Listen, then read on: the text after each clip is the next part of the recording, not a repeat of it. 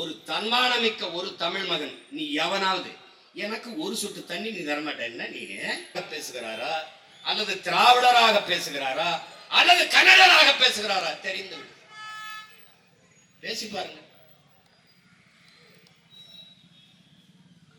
அந்தந்த நிலம் என்று வந்தால் அவன் அந்த மண்ணுக்கு மக்களுக்கும் நிற்பான். கேரளாவில் காங்கிரஸ் அப்படித்தான், கேரளாவில் கம்யூனிஸ்டும் அப்படித்தான்.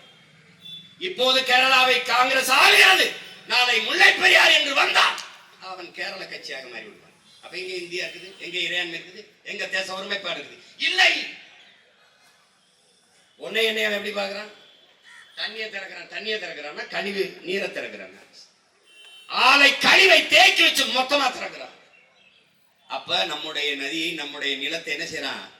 காவாய் கழிவு நீர் ஓடுகிற கால்வாயா கருதுகிறான்.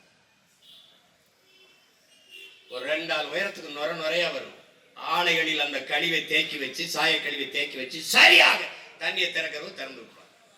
எப்படியோ நாசமா போகட்டும் தமிழ்நாடு. அப்போ அவனுடைய கழிவு நீர் வடிகிற கால்வாய் நீ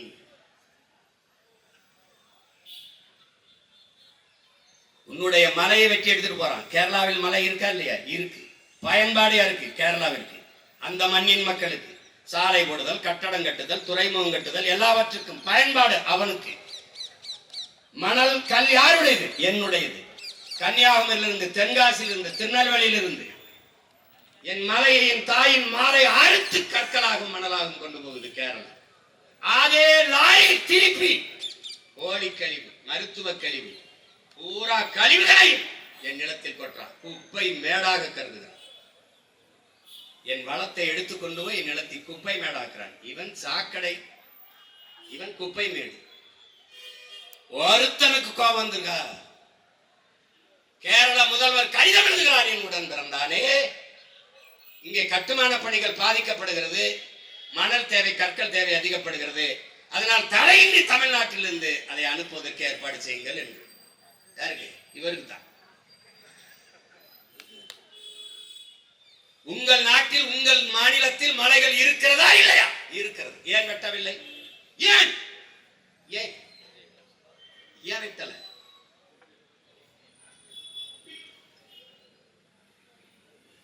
இந்த கேள்வி எழாத வரை இந்த இனம் எழாது வாழாது. அதை நீ கவனத்தில் வச்சுக்கிட்டு சிந்திக்க.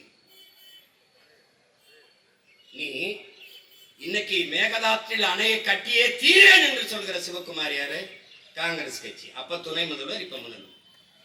இதே சீதாராமையாவும் இதே சிவகுமாரும் வெல்வதற்காக, இந்த காங்கிரஸ் கட்சி வெல்வதற்காக அன்றைக்கு தமிழ்நாட்டின் முதலமைச்சராக இருந்த ஸ்டாலின் அவர்களும் அண்ணன் திருமாவளவன் அவர்களும் கர்நாடகாவில் சென்று வாக்கு சேகரித்தார்களா?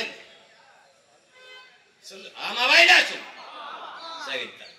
நீங்கள் திராவிட முன்னேற்ற கழக கட்சியின் தலைவராக இருந்தால் சிக்கல் இல்லை. தமிழ்நாட்டின் முதல்வராக இருந்து நீங்க எப்படி போய் அவர்கள் வெற்றிக்கு வாக்கு சேகரித்தீர்கள்? ஒரு சொட்டு தண்ணி தர முடியாது என்கிறார்களே, அதற்காகவா? மேகதாதில் அணை கட்டியதிரும் என்று 9,000 கோடி பிஜேபி ஆட்சியிலும் ஒதுக்கிறார், இவன் ஆட்சியிலும் ஒதுக்கிறார். அப்ப ரெண்டுக்கு என்ன வேறுபாடு இருக்கு? காங்கிரஸ் வந்தாலும் தமிழர்களுக்கு தண்ணி இல்லை, பாரதிய ஜனதா வந்தாலும் தமிழர்களுக்கு தண்ணி. கச்சத்தீவா கொடுத்தது கொடுத்ததுதான், திருப்பி எடுக்கின்ற பேச்சுக்கு இடம் இல்லை. யார்? காங்கிரஸ். பிஜேபி கொடுத்தது கொடுத்ததான், திருப்பி எடுக்க வேண்டும் என்ற பேச்சுக்கு இடம் இல்லை. பிஜேபி கொள்கை ஒண்ணுதான், கட்சி பேர் வேற, கொடி வேற. இது நல்லா விளங்கணும். நீ இது புதுசா ஒண்ணு இல்லை. நீட்டை கொண்டு வந்த யாரு? காங்கிரஸ். சிஎஸ்டி கொண்டு வந்தவன் யாரு? காங்கிரஸ். என்ஐஏ என்ஆர்சி கொண்டு வந்தது யாரு? காங்கிரஸ். இது எல்லா நச்சு திட்டத்தையும் கொண்டு வந்தது யார்? காங்கிரஸ். இப்ப பெத்து பேர் வச்சா அவர் ஊட்டமா போன்விட்டா ஹார்லிக்ஸ் கொடுத்து வளர்க்குறாங்க, அவ்வளவுதான். என்ன மாறுபாடு? இதே நீட்டு தேர்வை எதிர்த்து ஐயா ராகுல் காந்தி போராடுறார். கொண்டு வந்த ஆள் யார்? அவர் தான். கூட இருந்த ஆள் யார்? இவர்கள் தான். இந்த நீட்டுக்கு கையெழுத்து போட்ட பெருந்தகை காந்தி செல்வன் நம்ம ஐயா தான். இந்த நாடகத்தில் இருந்து என்னைக்கு நீ இந்த நாடக கொட்டகையில் இருந்து வெளியேறுகிறாயோ அன்னைக்கு தான் இந்த நாடு மக்களும் முன்னேற முடியும்.